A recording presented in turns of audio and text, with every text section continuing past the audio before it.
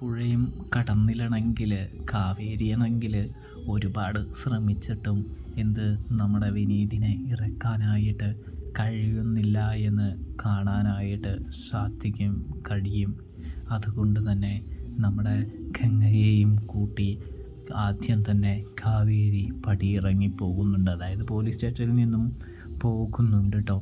ഇതേ സമയം യമുനയോട് കേസ് കൊടുക്കാനായിട്ട് പറയുന്നൊരു കാഴ്ച കാണാനായിട്ട് കഴിയുന്നുണ്ട്.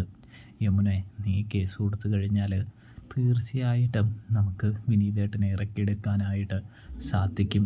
ഭയന്ന് അയാൾ കേസ് പിൻവലിക്കുമെന്ന് പറയുന്നു.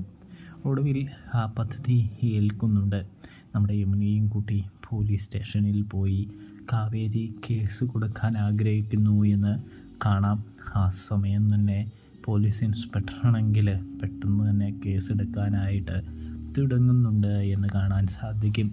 ജയപാലനെയും മകനെയും പോലീസ് സ്റ്റേഷനിലേക്ക് എത്തിക്കുന്നുണ്ട്.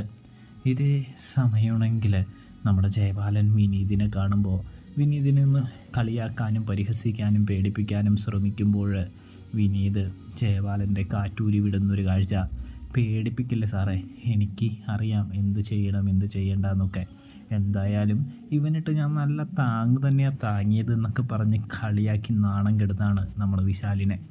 ഇനിയിപ്പോൾ പോലീസ് സ്റ്റേഷനിൽ ജയിലിലേക്കൊക്കെ പോവേണ്ടി വന്നാലും എനിക്കൊരു പ്രശ്നമേ ഇല്ല, ഞാൻ അതിന് മനസ്സുകൊണ്ട് തയ്യാറായി കഴിഞ്ഞു എന്ന് പറയുന്നത് കാണാനായിട്ട് സാധിക്കും. ഇതേ സമയമാണെങ്കിൽ നമ്മുടെ വിശാലിനെ അവിടെ ഇട്ട് നാണം കെടുത്തിക്കൊണ്ടിരിക്കുക വിനീത്. അതുകൊണ്ട് തന്നെ നമ്മുടെ ജയപാലനെയും വിളിച്ച് പോകുന്ന വിശാലിനെ കാണാനായിട്ട് സാധിക്കുന്നുണ്ട്. പ്രേക്ഷകരെ, പ്രിയ കൂട്ടുകാരെ, അപ്പോൾ സബ്സ്ക്രൈബ് ചെയ്യാൻ മറക്കല്ലേ.